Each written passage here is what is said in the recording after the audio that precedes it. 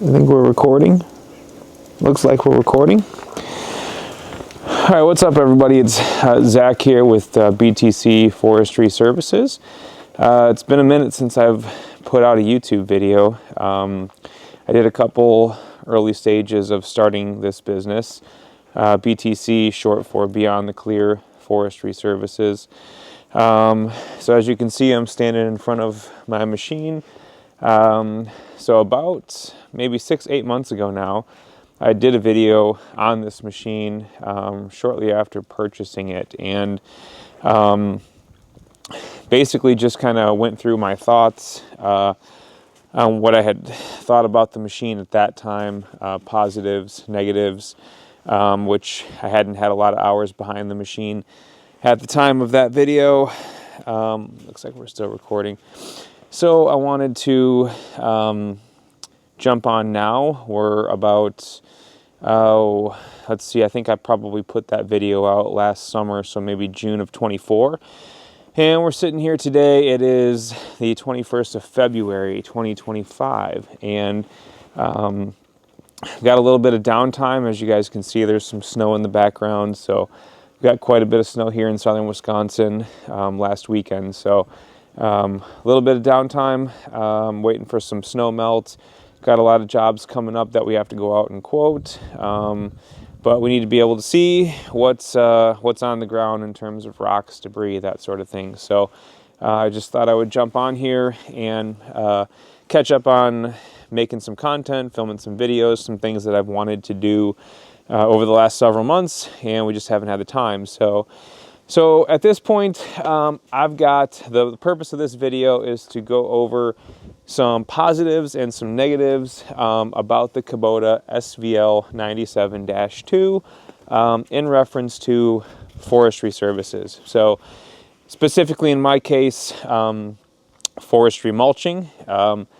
If you watch any previous videos, you know that I have a Vail Products 60-inch drum mulcher. And I've done a separate video on what I like about that. Probably do another one here in the future now that we have quite a few hours on it, as well as the machine, several hundred hours on the machine at this point. And so I've really had a chance to kind of take in and just really kind of collect what I like and what I don't like about this unit for forestry.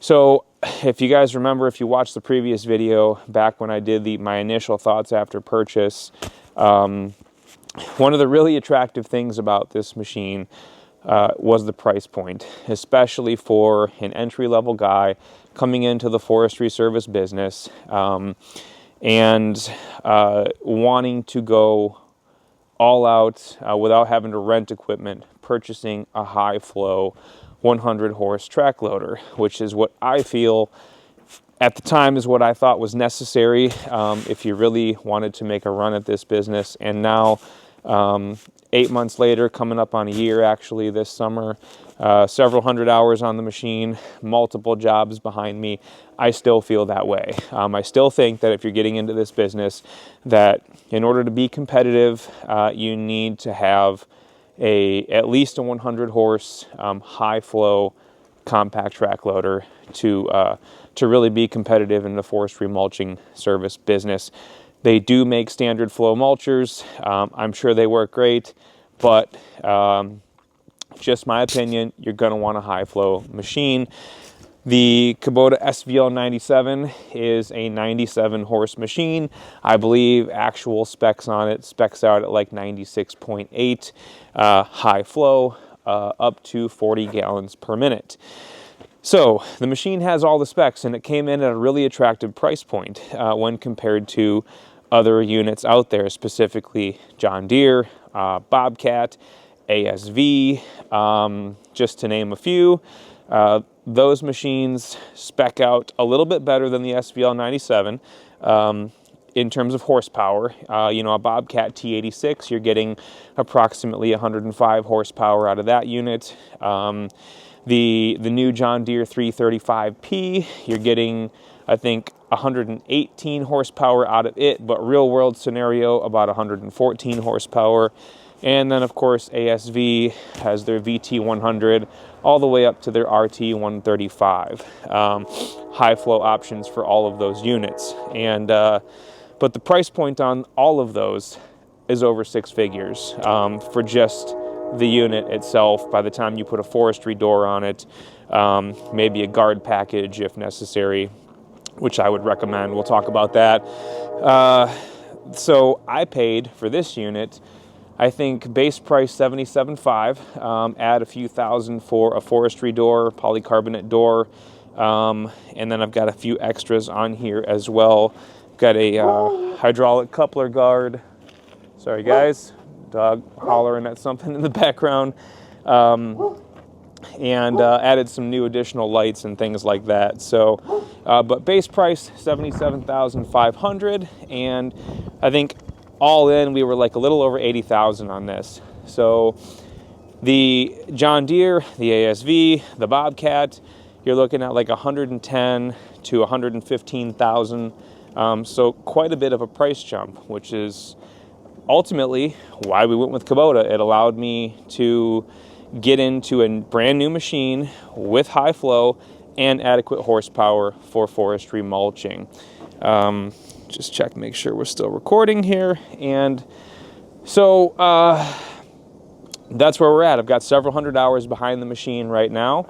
And so now we're going to talk about some things that I think we're going to start with the things that I don't like about this for forestry mulching. I keep saying for forestry mulching because I do think that there are many other applications where this machine would really shine, and probably a lot of the things that I'm going to talk about really wouldn't come into play. But I guess just to kind of name, like dirt service, excavation, maybe concrete, a farm skid loader for larger farming operations and whatnot. But for forestry mulching, let's just start with a couple of things.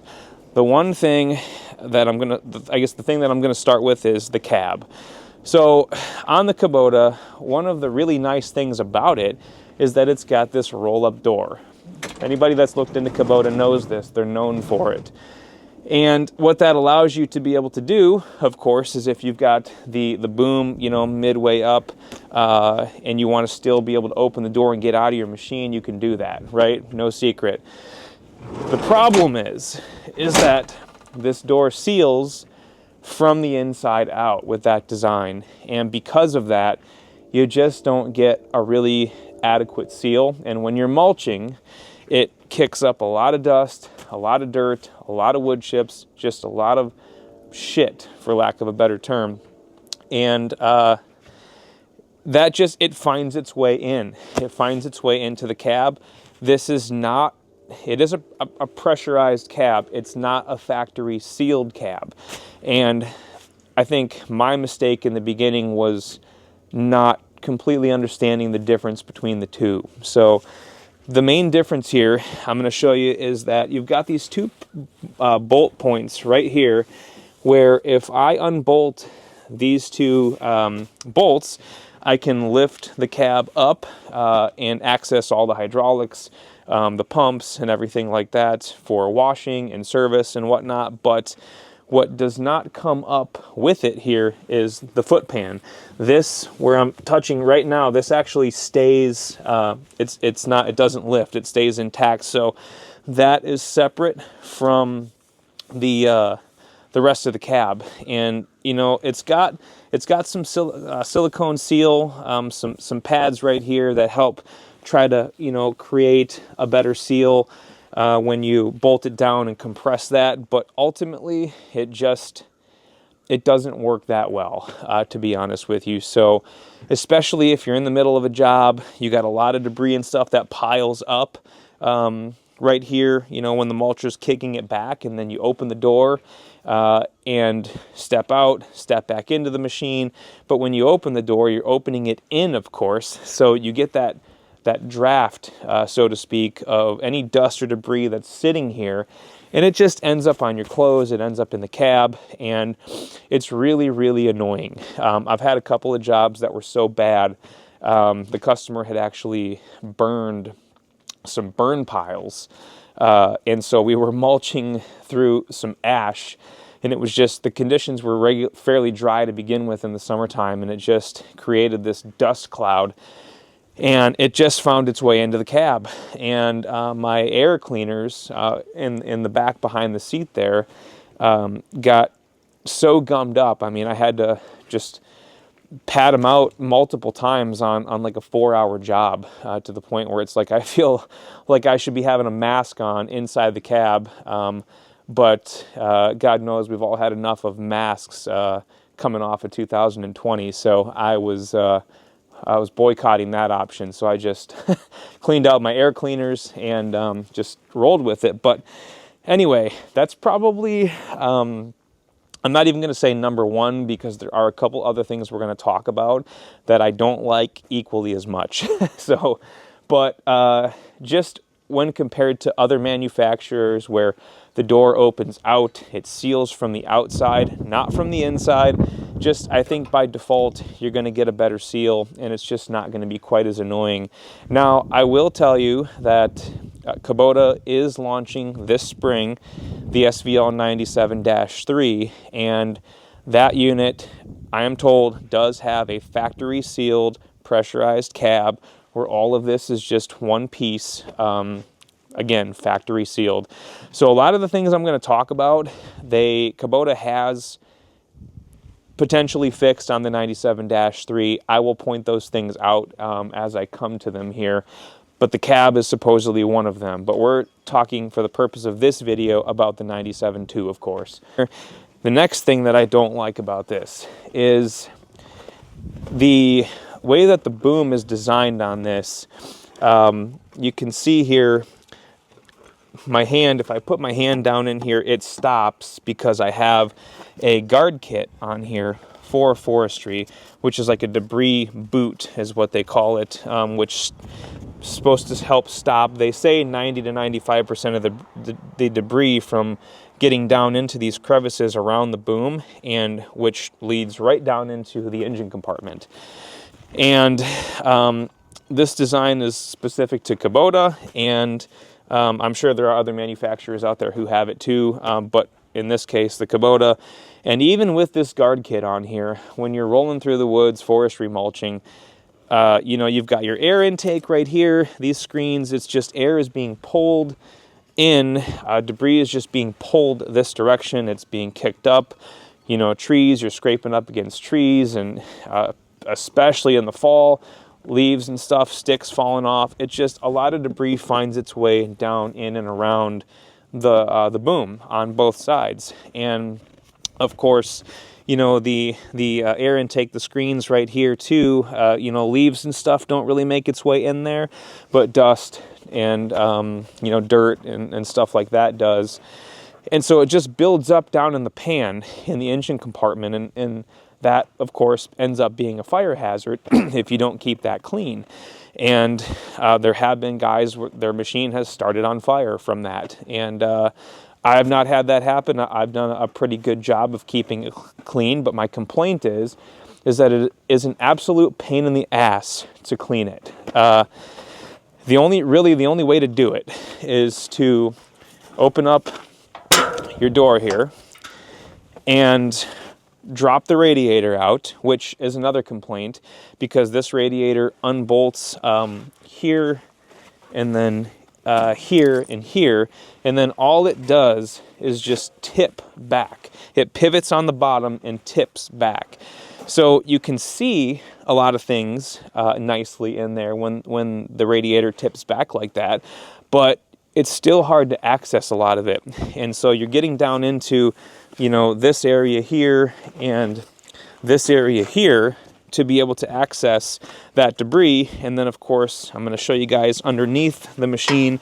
You've got the access panels here. There's 1 and 2, I believe. If we look even further, there's 3 and 4. There's several of them that you have to take off. But you've got to crawl under the machine to do that, unless you've got a lift that'll lift 14,000 pounds, or 11.3, I guess, without an attachment.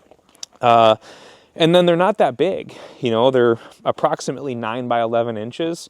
Maybe the biggest one is 12 by 14 inches. And so you're trying to basically I have to take like a stick or my hand or a small rake and try to get that in there and just pull that stuff out to drop it through those access panels. And of course, to make it a little bit easier, you can raise up the cab, pin it up, and then you can take a power washer from this direction and try to send a lot of that debris toward the back. If you take your bucket and pivot it up so that your machine's kind of tilted so that water runs to the back of the machine. And that's a way to do it as well. I've tried a shop vac. It's just the diameter of my shop vac, which I think is like 6 gallon. It just isn't big enough. Stuff just gets clogged up. And it's extremely annoying, and it takes a long time. And even with those debris boots on there, it doesn't take long for that debris to build up. In fact, I ran into one issue where I had to take this in for service, where the O-ring or the seal at the bottom of the piston for the right loader arm was bad, blown out, and they think that it's possibly because the debris was building up in and around that area, and I don't fully understand why they think that caused the leak, but that's what they said. Nonetheless, whether it did or didn't, it's a really annoying thing about the 97.2. Now, on the 97.3, I told you guys I would point out what Kubota has tried to do to help with some of this. They included some access panel cleanouts right in this area here for on the 97.3, where you can get down in there, open it up, access, and pull some of that shit out of there. Yeah, that's going to help. It's still going to be annoying, I think, but at least they're trying to do something without redesigning the whole ass end of the machine. So I think that those are probably the top two complaints about this unit: the cab, and then the debris getting down into the engine compartment, and there's really no convenient, easy, and fast way to clean it out. And if you get into winter months like we are now, of course, I don't have a heated building, so I have to kind of pick and choose when I get my power washer out to be able to wash the debris out of the machine, and it's just annoying. So I'm going to talk about another thing that I didn't like for $88,000, 70, 80, whatever, $80,000, whatever I paid for it is. It came with halogen work lights, not LED. And I know that you can get it with an LED option. I think you have to order it that way. Maybe that one's on me, but I did put in, sorry guys, my air compressor just kicked on in the background. That's extremely annoying, but there it goes. So I did put on these aftermarket LED lights right here. I believe they're from a company called Tiger Lights, specifically for the SVL series skid loaders, and they do say plug and play. I will say it is plug and play, so that was the nice thing. I think I had all 4 lights installed in like 30 minutes, something like that. But that was just another annoying thing that may have been on me for not ordering it that way. But nothing compared to the things that we have already talked about. One other thing that I don't like, maybe a little bit more minor, but the way that this cage is designed around the glass is going to be hard to see, but I'm going to try to get my camera down in here. If you can see this little pocket where my finger is pointing right now, this pocket, it's got probably like a 2 or 3 inch ledge that goes behind the caged area, which sits behind this solid plate. And what I guess what I mean by that is it's just this little pocket where debris and dirt and dust and sticks happen to get caught and builds up, and you can't get your fingers or anything in there to clean it out. The only way to get it out of there is a leaf blower, and even then, sometimes it gets packed in there so bad that you have to use the power washer to get it out. So something a little bit more minor, but I don't like it. Another thing for $80,000 is I had to buy this aftermarket hydraulic guard coupler to protect my hydraulic connections and my electrical pin connection, which in the forestry game is entirely necessary. On the Deere and the Bobcat and the ASV, The hydraulics are actually built right into the boom itself, so you don't have any of these lines running, even though they are on the inside of the boom on the Kubota, they're not exposed on the Bobcat, the ASV, the John Deere. And then if you guys look those up, you'll see that it just kind of is exposed. The lines come out in the middle of the boom and it's just exposed right on the front. Your hydraulic connections are. So something like this would not be necessary. And you wouldn't, maybe you would or wouldn't, but this is not, it's not cheap. This little thing was like $800 for this little hydraulic guard connector. I will say it works well. I mean, it's well built. I've never had any issues, but there's just a lot of aftermarket things that I have purchased for this, and that if I'm going to keep this machine, would like to still purchase for this, that maybe you may not have to for some other manufacturers out there. Another thing, let's go one more thing that I don't like, is where the reverse camera is situated. If you can see at the top of the rear window there is the backup camera, and I understand why they put it there, because of protection, as opposed to having it mounted like on or near the rear door. But the problem is that, especially with forestry mulching, because of the way mulchers work, it's a lot of forward back drag, and so you really, to be able to see what's behind you is beneficial, and you cannot see what is directly behind you because of the positioning of that camera. I would guess that if I step out about 10 feet or so from the machine, this is about where you can start to see the ground. You can't see what's immediately behind you, only what's off in the distance behind you. And other manufacturers don't have that. I know Deere has theirs built right into the rear door, right here, protected by the metalwork, the steel of the door itself, and you can get that full view of what's right behind you. Now, Kubota did change that on the SVL, the Dash 3 series that's coming out. I saw a video of it. It almost looked like it was mounted right on top of the rear door. And I have to dive into that a little bit more. That would be a really terrible spot for it. The video that I had seen was literally just the camera. There was no metalwork or anything guarding the positioning of that camera. So I will tell you right now that if that is true, if that is the positioning of it, that's going to get ripped off in probably the first or second job that I have with it. So, so great, they pulled it out and put it into a better position, but without some sort of guard to protect it. I mean, for the Forestry Service game, that's a no-go. So we already talked about the radiator, the way that it tips out, that I don't like that in terms of serviceability and being able to access everything in the engine compartment. They did change that on the Dash 3 too. It swings out like a door instead of pivoting out with the hinge points on the bottom. So they did make it easier to access the battery, the air filter, the fan, being able to wash and blow out the radiator. So they did change that. That's good.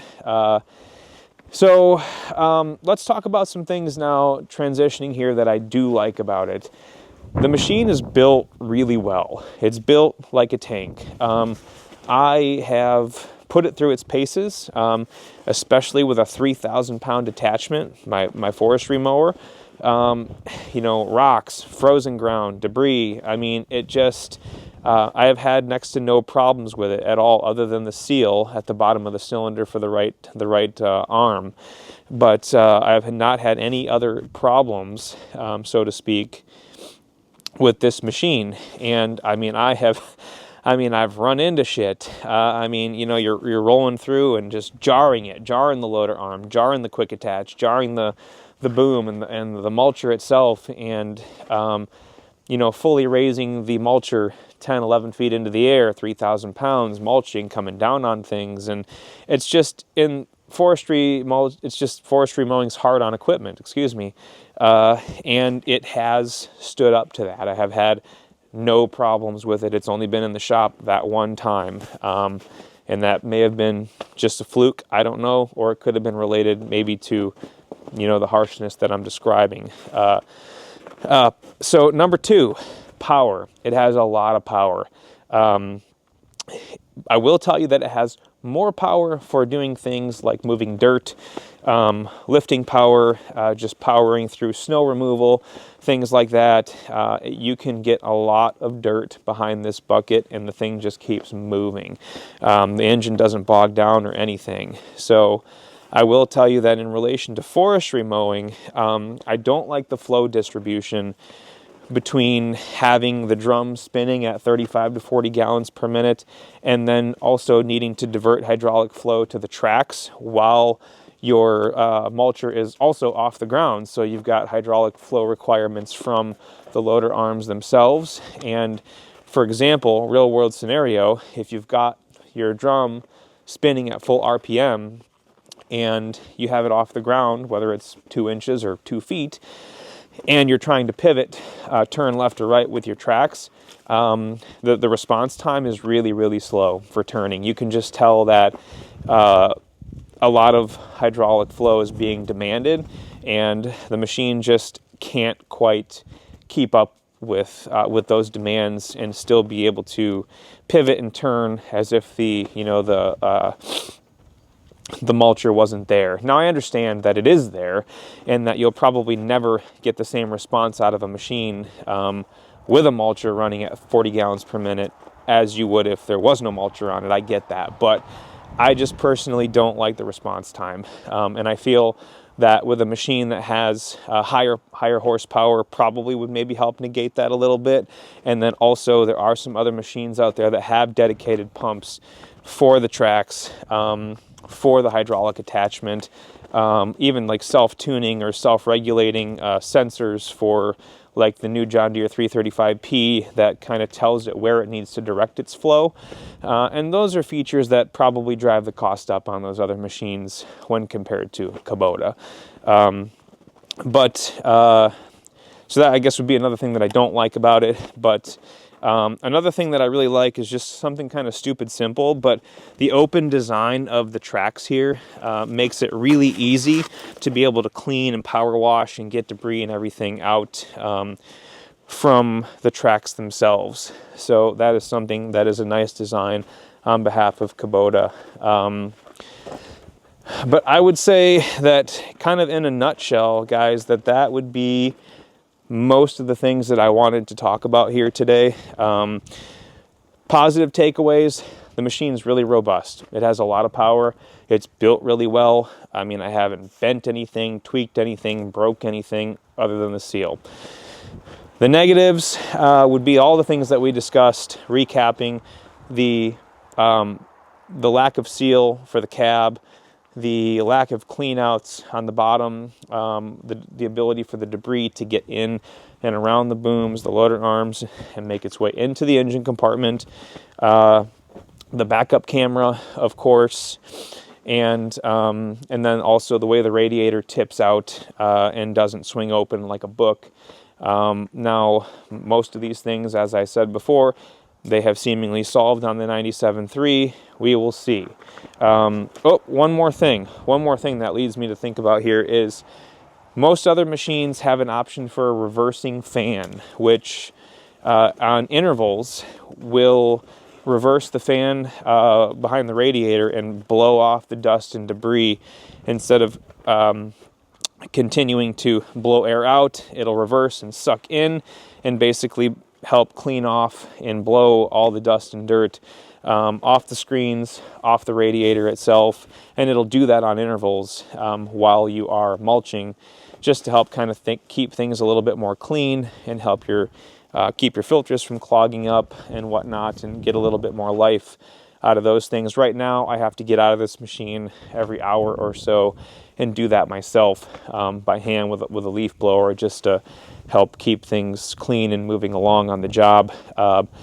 That has become an option to add on the 97-3, but you have to request that it be built that way from the factory. So that is one more thing to note.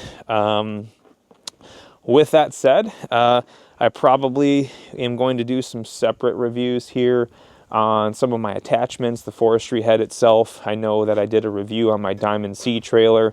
My initial first thoughts on that. So now that we've got almost a year under our belts, several hundred hours and quite a few jobs. I'll be able to do some more honest opinions on what I think about these pieces of equipment. But the SVL 97.2 was the first one that I wanted to do in the lineup.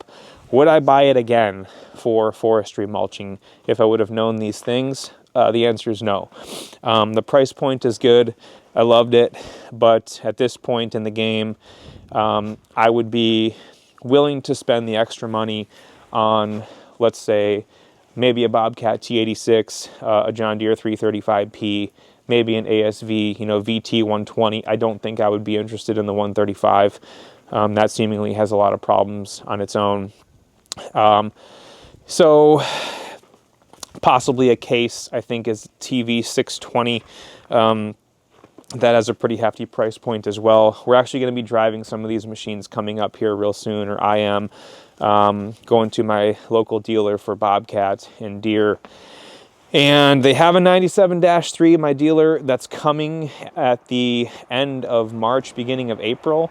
However, they said it's a 50-50 shot whether the factory gives it to them with a reversing fan or not. So I'll at least be able to see it and drive it. But if it doesn't have that reversing fan, it's a no-go for me. So we'd have to order one. And but I just feel like I'm going to like what Deere and maybe Bobcat has to offer, possibly even Case. We're going to drive that one too. That guy's actually bringing the unit out to my house with their forestry head, and we're going to demo that unit and see what it's all about. That has some issues of its own though. In terms of like logistics, the machine weighs 16,700 pounds without a mulching head on it. And put a mulching head on it and we're in the 19s, so we'd have to upgrade our trailer to run that unit. But anyway, just to kind of give you guys a heads up on what's coming down the pipe, maybe we'll try to do some videos if I can while I'm testing those machines. Bobcat and Deere, they don't have a demo unit for me to try on location or on a job, but they do have some at the dealership, so we're going to go drive them, look at them in person. And we'll probably be, I don't know for sure, but we'll probably be putting the 97-2 up for sale and hopefully transitioning into one of the other machines that I talked about. So when I get the other machine, I'll keep you guys updated. Or if I make that decision definitively, maybe we'll do a video talking about selling this one and which one we end up choosing, and then what using that machine is like as well. So long enough video, guys. Won't take up any more of anybody's time. Hopefully you liked it. Hopefully this helps you guys, anybody out there that's in the forestry game looking at Kubota, or maybe you're looking to get into this business and you like the price point of Kubota. Stuff to think about on the 97.2. If you are adamant about Kubota, I would wait until the 97.3s are available in your area and go check out one of those instead. They recently quoted me around $88,000 without the forestry door and without the reversing fan on the 97.3. So we're going to be probably in the low 90s by the time we get to all the stuff we need on it, which is still $25,000 cheaper than the other machines we're about to go look at. But I still think we're going to look at the Deere and the Bobcat a little bit more seriously than the 97-3. So again, hopefully you guys like this video. Always like and subscribe. That helps. And I will try to keep my content coming. I know it's been a minute. Hopefully we'll be back up cranking out some more videos here now that we have some downtime. Appreciate it, guys.